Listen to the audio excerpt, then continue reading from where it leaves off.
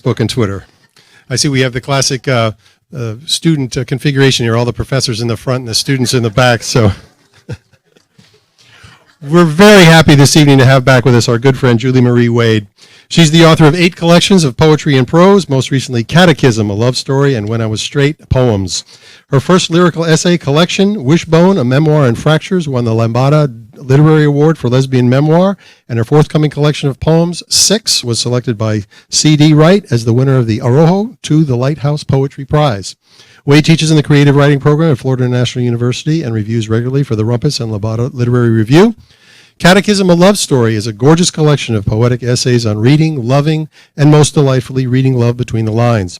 Julie's prose refuses tradition and convention, the expected beginnings and endings, preferring instead to investigate the gray unknowns of ritual and sacrament in life, reading and love. She writes, "Now the pages are scribbled with the possible." Please give her a warm welcome, Julie Marie Wade.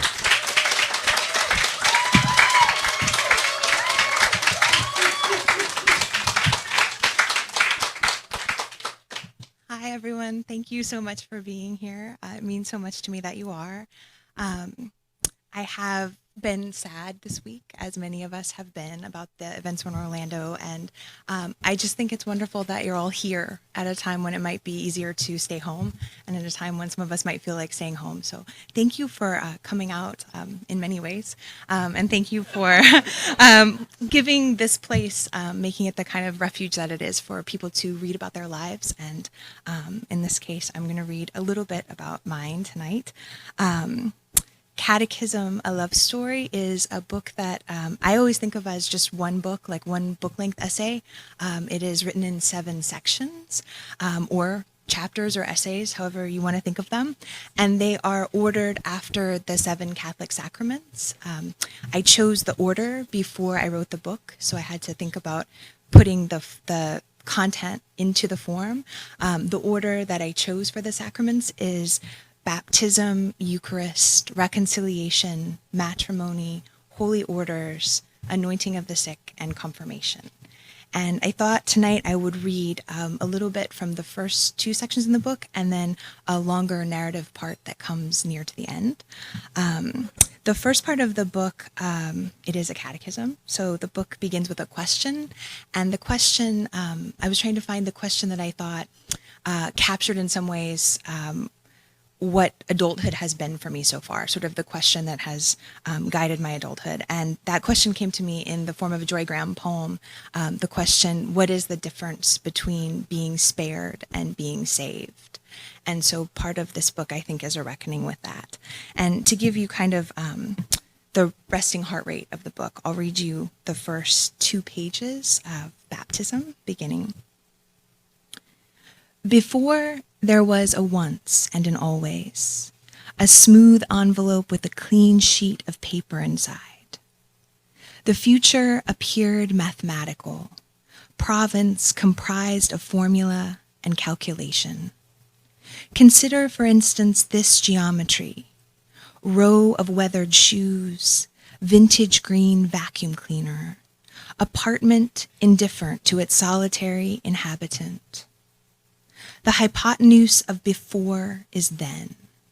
Then she cleaned vigorously. She removed her shoes when passing through the door. It was a rite of passage, this return to sameness, to silence, to the soft plush carpet beneath her newly nubile toes. Then she studied discrepancy, unlikeness. Then she aspired ardently toward assimilation. For a long time, since childhood or even longer, she had been an accountant of failures, her own mostly, occasionally others. Her words formed a ledger. She kept tidy columns that balanced on both sides. She washed every dish she ate from the moment she finished eating, and sat on the sofa watching a red wand sweep dust from the clock's dark eyes. Everything gleamed, hypothetical and golden. She tied the laces of all her laceable shoes before sleep. This brought her an inexplicable pleasure, so much so she regretted the shoes without laces, which could never be properly finished. their gaping mouths desperate and poignant behind the closet door. Always, she sensed there was something she should do. Start doing, stop doing, continue doing at an accelerated pace. It was her first time living alone. She kept expecting someone would come to check up, make notes, report back to her parents, who lived 2 hours away. So that gives you maybe a sense of where we are at the beginning of this book. The chapters, though I don't use any dates in the book, the chapters are meant to follow roughly 1 year each. And so I had the idea that after a lot of work in the Bildungsroman, which all my students know I talk about all the time, the coming of age narrative, a lot of time spent on childhood and adolescence, I wanted to write something that was more forward moving.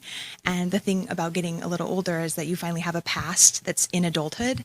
And so this book is a lot about looking back at my 20s and the first sort of 7 years that seemed to be when I had to be fully accountable for myself. And so that moment that I'm describing took place in September of 2001, sort of another fraught moment in our cultural history. And it was the moment when I had just moved on to graduate school right out of undergrad. And I realized suddenly I was about to have 24 of my own students who would think that I was a grown-up.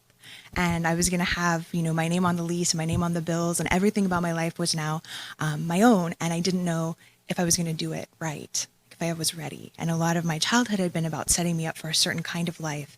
And then as the book unfolds, I'm going to move on to a very different kind of life, but I think a better one. So the next section that I wanted to read is from the beginning of the next chapter, which is called Eucharist. And I chose this in part because I always ask my students, and a lot of them are here tonight, to write or to think about the significance of one word in their lives. And we did this yesterday in Intro to Creative Writing, so it's timely. So the word for me, one of those words for me that I like to think about a lot is the word split. And this is a sort of extended meditation on that word. Ours is a history of splittings. To break is to split from the outside, the way wood is split with a hatchet, the gesture external, volatile. A rupture is when the split occurs first inside, out of earshot, beyond the line of sight. Pangaea was split by an inexplicable force, an earthquake, an angry god. Thereafter, it became a habit for us, splitting off into clans, into secret societies, dividing as swiftly from others as our own cells divide swiftly within.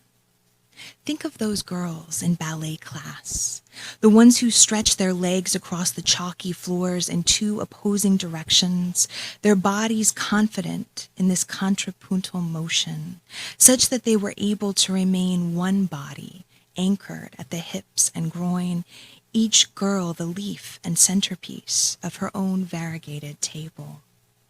This posture was fittingly called the splits. It required exceptional flexibility and garnered a great deal of praise. But not all splits were recognized as valuable. To split hairs implied precision for precision's sake, splitting where division was not required. Split ends were meant to be trimmed, split personalities meant to be fused. Wherever a split, then, also the dream of an integration. Before Descartes parsed consciousness from corporeality, Sappho wrote of the splitting of the mind. I don't know what to do. Two states of mind in me. Of course, these two states of mind most likely hearkened back to the fabled head-heart divide. We must decide, so we're told, between intellect and affect, the rational squaring off with stiff gloves against his opponent for all time, the romantic. And what of the rest of us, then? Neither Kant nor Casanova, unevenly split between perilous extremes. I had begun to read Sappho that year, poet of symmetries and incongruities, contortionist of longings. When I did not have love, or at least the simulacrum of love, how I yearned for it, or at least its simulacrum. But there on the bridge, a promised woman crossing over the tethered lily pond, I thought of more than freedom, more than solitude. I thought of the other forms a love might take, a sapphic love, fluid as the currents, contrapuntal, grand. In the second of Sappho's collected fragments, the poet writes of an anonymous she, a miscellaneous she, the self perhaps in disguise. For if she flees, soon she will pursue. If she refuses gifts, rather will she give them. If she does not love, soon she will love, even unwilling. My life with a man had been easy to graph. I the abscissa, he the ordinate. Our sexed intersection marked the right angle of tradition, what our parents had done, and their parents before them. At a certain moment in time, I had been chosen, the perpendicular penetration of my line at a specified point. This is where our stories converged, where our history began, where we split off from ourselves and became part of each other. But there might have been other splittings, new slopes and intercepts changing the shape of this graph. For instance, I might have gone home with Angie that late October night. I might not have been shy, might not have been safe. I might have wanted my heart to be stolen. And then we're going to leap forward about 5 years after my heart is stolen. And I wanted to read from this part because we often read from parts of early love, and I think later love might be in some ways more interesting and more important, and surviving things together, like Ohio, which is what this section is about. But 5 years later, so near to the end of the book, in the section Anointing of the Sick, my partner Angie and I had been living at a boarding school. Some of you will know about this. And we had been the school librarian and the school humanities teacher, respectively. And we had been something of a test case. We were the first gay couple to live at the school together openly. And we decided that it probably wasn't where we were going to stay. And just before that light at the end of the tunnel, I got really sick, like a fever of 105, inexplicable, really quickly. And I got really worried about what was going to happen and if we were going to make it out of Ohio. And so this part of the book is kind of that, I think, if you haven't had it in childhood or adolescence, certainly it will happen in adulthood, where you suddenly realize your own mortality in a more real way than you have before. And for me, this was that moment, having always been really healthy and then suddenly thinking, oh, I can't always control what happens. So this is probably, I think this section takes maybe 15 or so minutes to read. And after I read it, if you have any questions you want to ask, I will try to answer them. So this is from Anointing of the Sick.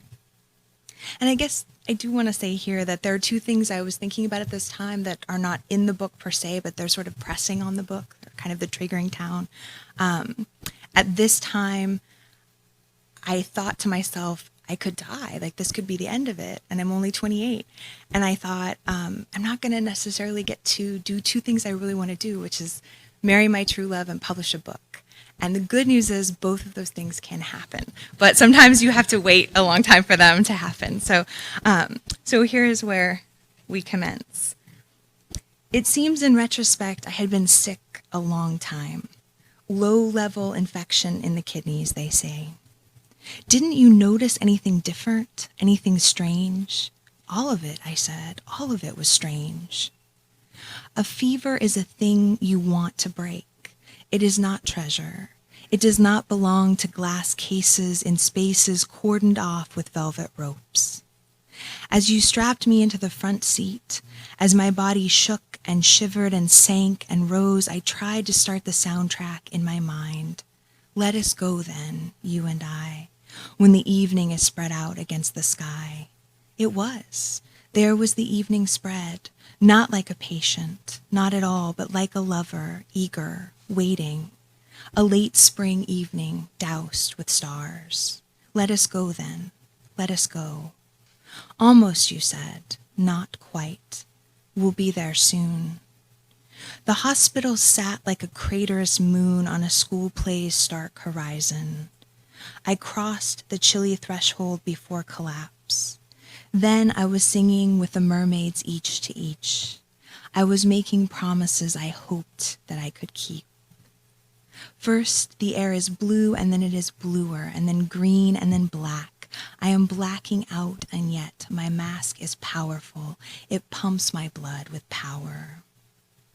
The doctor in the rural hospital, who is a sitcom character, who is called Fred, who has Coke bottle glasses and a cartoon tie, suggests to me, casually, that I am going to die.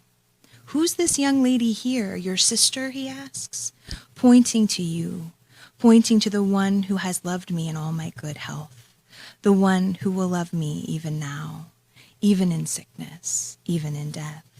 "She's my bodyguard," I say, a laugh wincing forth from my mouth. You think of things at a moment like that, strange things, lost things, a butterfly ring dropped casually from a pier, a wallet lifted from a purse, but for the wallet only, the cards returned, the cash. Why? I had always wanted to know, and suddenly the answer gleamed. A penny in the pool, a spotless, jet-dried wine glass. Of course, I thought, we don't all want the same things. The sea is another story. The sea is not a question of power. I have to learn alone to turn my body without force in the deep element. It is cold like a frigid air in the Barnesville, Ohio hospital. Angie reminds me that Stanley Plumley lived here, and Stanley Plumley, after all, is a poet. She clutches my icy hand. We listen to the nurses confer behind the curtain, shadow puppets, every one of them. So it is possible, you see, for a poet to live here. I have done so for 10 months of this terribly long year. We have lived here together. We have bantered that what won't kill us makes us stronger. Is this Nietzsche or steel magnolias? Now I fear the weakness that is dying, the failure it would be to die. And I think of the Plumley Funeral Home, which Stanley's father must have owned, which, I can't help but smile, has a plum tree shading the lawn. It seems your white blood cells have all but disappeared. Where did they go? Why did they flee? Were they as unhappy here as we? Then I hear myself say it like the matriarch on a late-night TV movie. There are some papers I have to put in order. What's mine is yours, what's mine is yours, what's mine is yours. If only I could say it thrice and make it so. It's not time, I say. There is a time for the evening under starlight, a time for the evening under lamplight, the evening with the photograph album. The world is, as I always suspected, a poem, a sometimes pained but often glorious poem. We hold hands bracing against the cold. The world is a fevered poem. They want to admit you. I will admit nothing, not impediments to true minds, nothing. It is morning when we leave, a late spring morning in a lost Ohio town. See the dusty storefronts. See the funeral home on the corner shaded by a plum tree. We stop at the light. We glance over. We pass by. Before the notary, I lean on the counter in a faint shaft of sun. The pen is tethered to a leash of little beads. They are silver. They look like mercury. I remember how I broke a vial once in chemistry class. I remember how I was never good at science.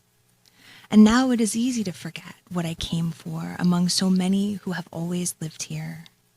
I sign my name, you sign your name. She affixes a gold seal to our document. The mermaids are singing each to each. I have made promises I know that I can keep.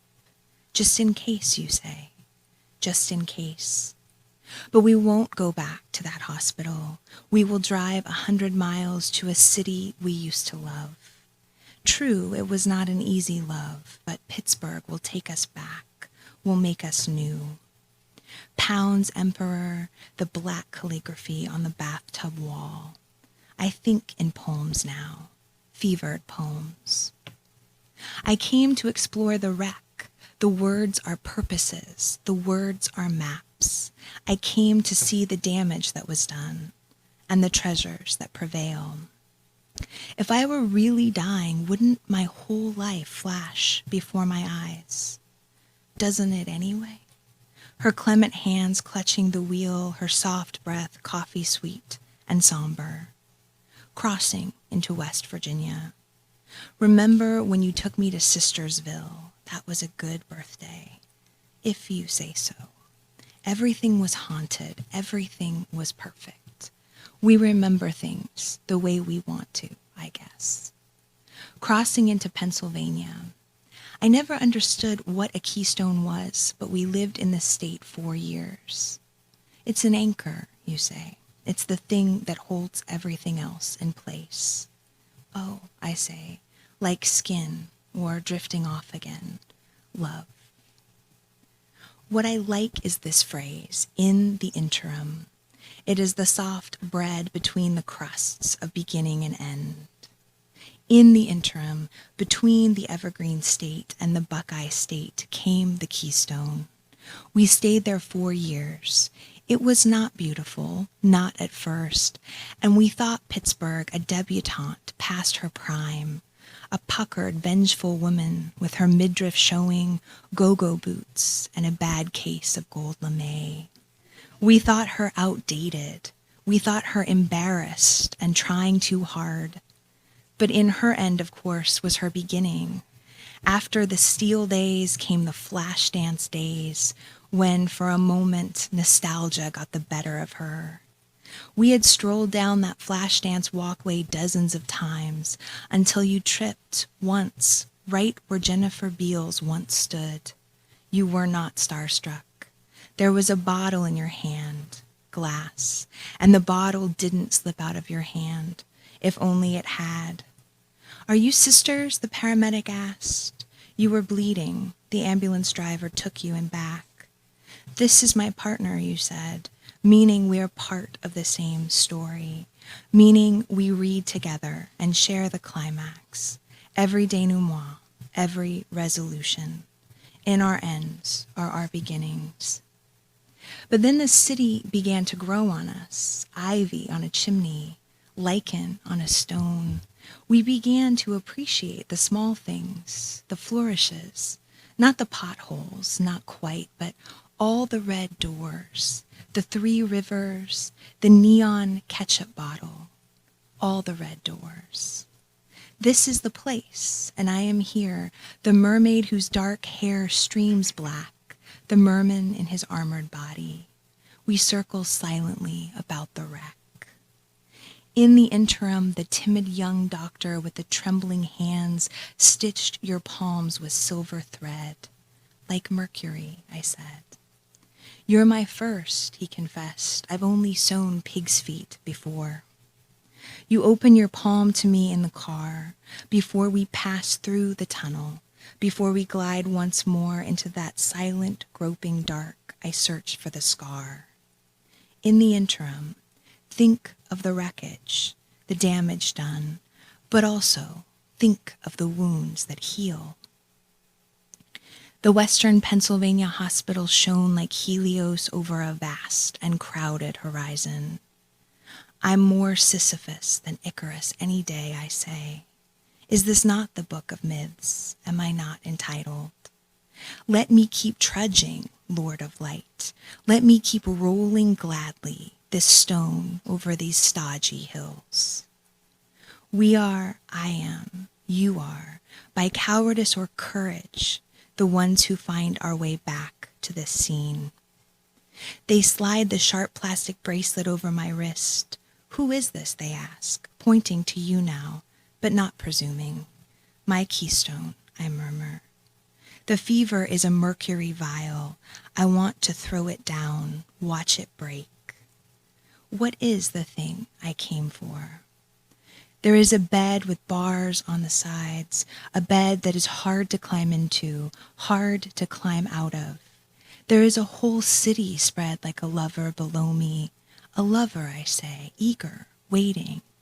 And somewhere in the city is a plum tree. Of this I am almost certain. They puncture my veins. They fill me with fluids. The street we once lived on, Plum Way. Then I hear it. The heart carries such conspicuous cargo. Someone should write that down. It sounds like a poem. I think I am writing a poem. I also like the word envoy, I tell her. Envoy and alibi and wherewithal. Is the mercury spilling? Will I see stars or silver beads? Her face fades in and out before the glass. If I had a kayak now, I'd show the Allegheny who's boss. But first, what is the thing I came for? We need to take a lot of blood. We'll run some tests and have them back by morning. I've heard this before. Last star to the right and on till. She smiles. Dr. Byrne says you're going to be all right. A high fever, a cold sweat. Sleep, riches, and health, in order to be truly enjoyed, must be interrupted. It was a wall hanging. Someone crocheted it. I think I knew then what it meant. But the fever, I said, it was almost not quite gone, almost not quite broken. Perhaps this is what Eliot meant. What is? The lifetime burning in every moment.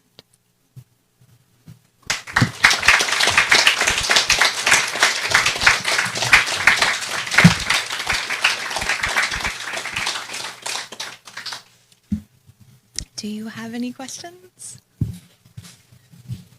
or comments?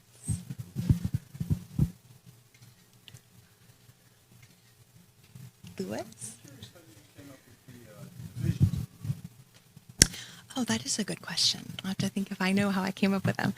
This is different than the other two lyric projects that I started and later finished before this one, in that I chose everything I was going to do formally first. And I think after having an education that was basically, until the moment this book begins, an education that was entirely in religious schools, from 3-year-old preschool all the way through undergraduate college, I was sort of steeped in all of this language. And even though I don't have that language as a part of my life now, I didn't want to waste it, And I think the same is true with math. There's a lot of math in this book, which seems strange because I'm not terribly good at math or terribly good at science, but I didn't want to leave that either. And so maybe this is about what I don't want to waste. And I really do love the language of math, even if I wasn't always good at the problems. So yeah, I think the math and the religion gave me a lot of addiction that I wanted to use. And writing is a lot about ritual, so it also gave me ritual and maybe some precision too. So. Actually, he had, the question was very similar to what he asked. I got a really strong sense of the spirituality that came from how contemplative you were in the book, and I was just curious as to know how spiritual you are in your writing. Does it inform your writing, and to what extent does it? You're as a recovering Catholic myself, I find that that seeps into a lot of my writing as well. That's a good question, Clidion. I think maybe, I don't ever think of myself as a spiritual person, but I can tell you that there was a weird moment that happened to me when I finished my first book of lyric essays, and I found out that it was going to be published, which is a very happy moment. But then I was told, we're going to send you what the judges had to say about your work. And I thought, wonderful. And I got this letter, and one of the dominant themes that everyone talked about in the work was the presence of religion, faith, and spirituality. And I don't know that until that moment, which seems maybe obvious and like I should have known, that I realized how present it was in the work. And I think it is similar to Lewis's question in that I'm always trying to figure out how to use the things that I may not wish to use in the way they were intended, right? And so I ended up taking a lot from I was confirmed twice in the Lutheran Church and almost confirmed in the Catholic Church. So I spent a lot of time around catechisms. I even brought the one that's the model for this book to show you. They're very similar, but I mean, I think this one's prettier, right? But it's a very similar shape, which was intentional. So I spent a lot of time working with like other people's questions and answers. And so I think this maybe is a kind of like almost a replacement for where that practice is supposed to be in my life. So maybe writing is that practice for me. It's certainly something that I do religiously.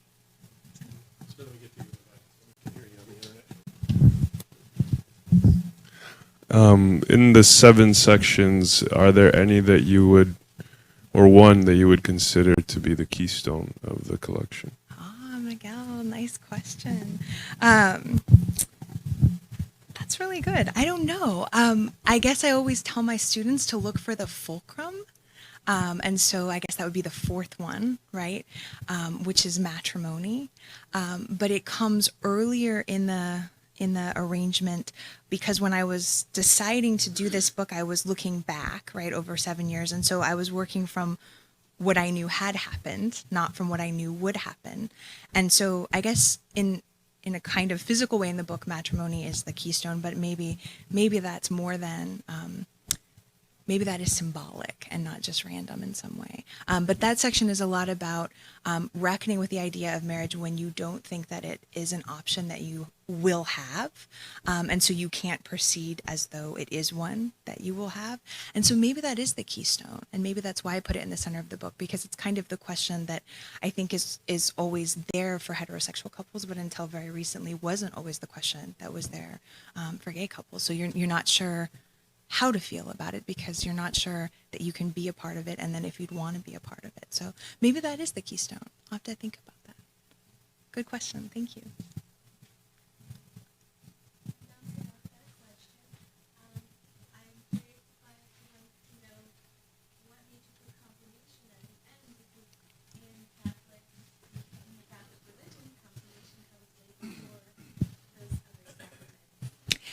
Yes. It doesn't follow the ages that you would likely be, but I placed it there because I was thinking about baptism as something that happens to you if in both the Lutheran and the Catholic tradition, right? Usually in infancy, so it happens before you have a say in it or even an awareness of it, and then in my instances of being confirmed, my multiple confirmations, when we changed congregations, the other way that was talked about was affirmation of baptism, where like you went back as the more knowing person and said, I accept the tenets of that baptism that I didn't choose. And so I wanted to place it at the end to think about like, these have been certain choices and certain happenings that are beyond my control, but now I'm affirming them or I'm confirming them. So that's why I chose to put it at the end. And also it seemed to kind of make sense for drawing the book to a full circle close. Thank you. Are there other questions?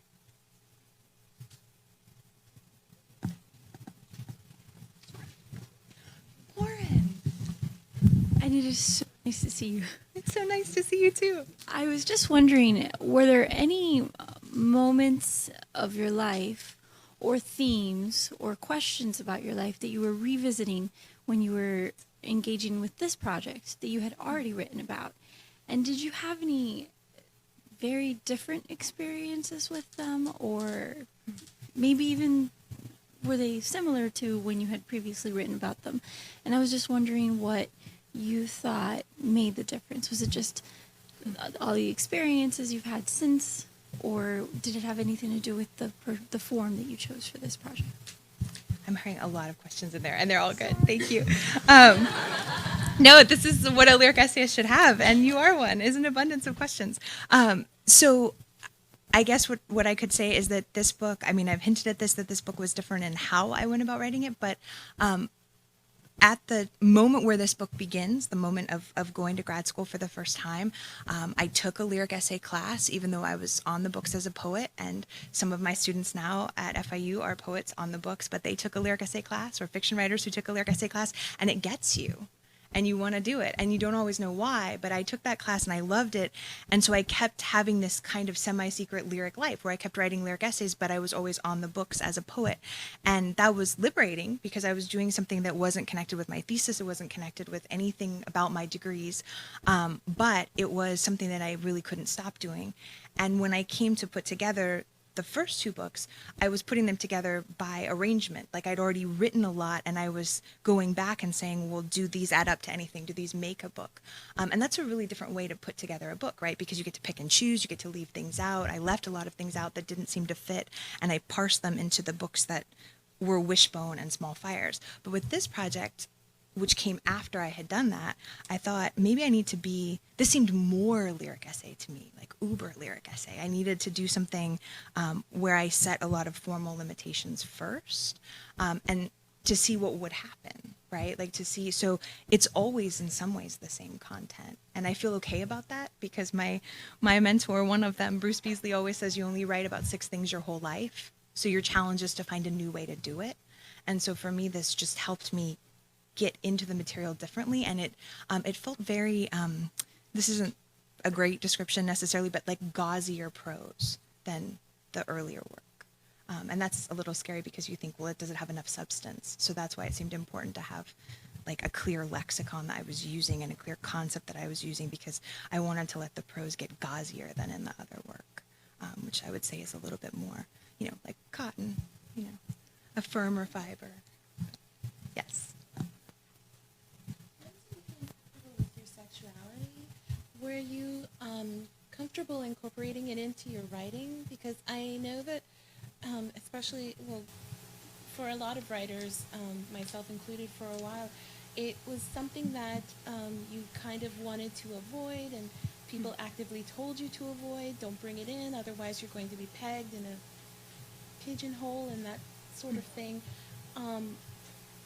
What, especially in light of recent events, how important do you think it is for writers in the LGBT community to make that a part of their writing, not just as I'm going to write a gay novel or this, but just to say, hey, I'm a writer, I write about a lot of things, but I also happen to be part of this community and learn about, and I want to tell you about it because this is my life. That's also a good question with lots of questions inside of it.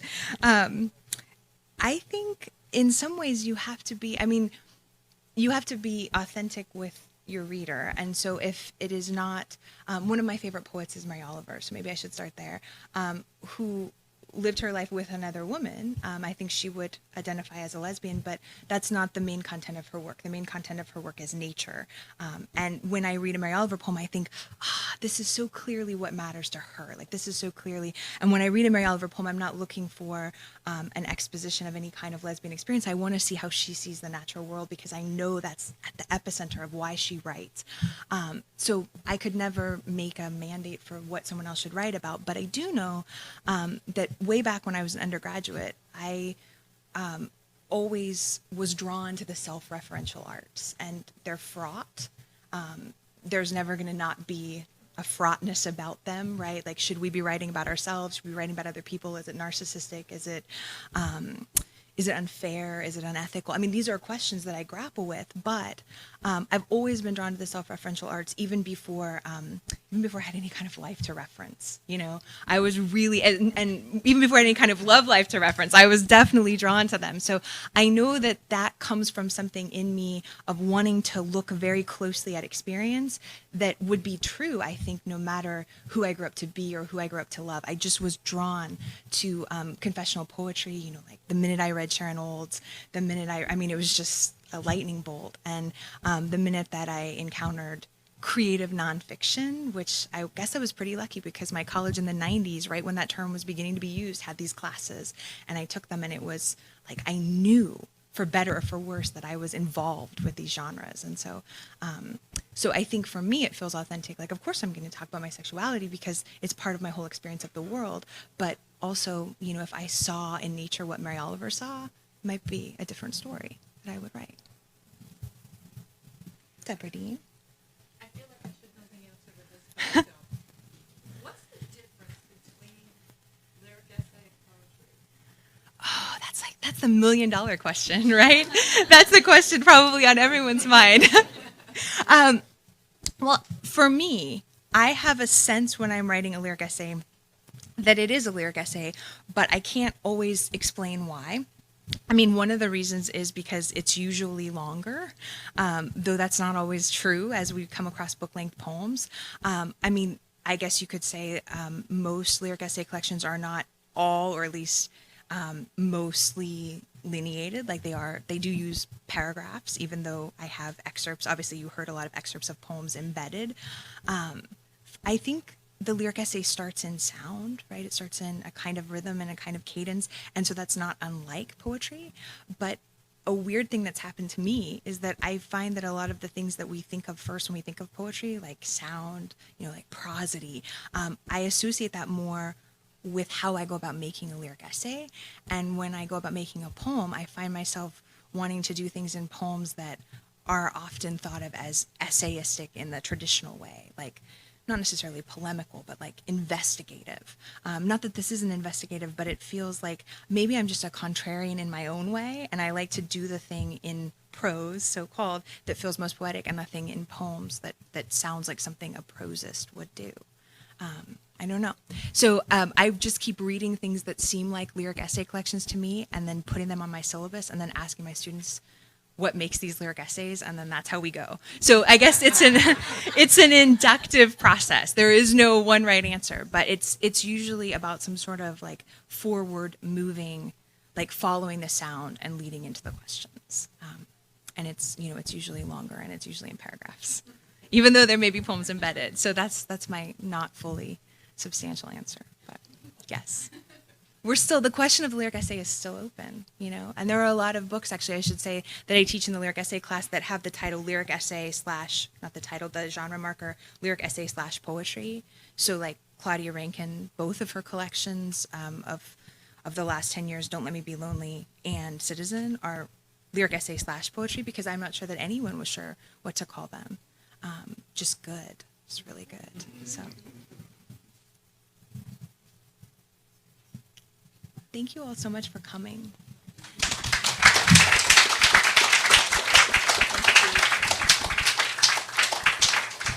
Thank you, Julie. That was great. Folks, if you're here in the store, the books are for sale behind the counter. We have all of Julie's books back there. You can take a copy of that. She'll be signing right over here. You're watching online, give us a call. As I said earlier, we'll get a book signed for you, ship it to you anywhere in the U.S. Can we get another round of applause for our author, please? I think that was wonderful. And thank you all for coming. Stick around. We got some live music out in the courtyard. We got our restaurant. We got our bar for those of you of age. Thank you all for coming.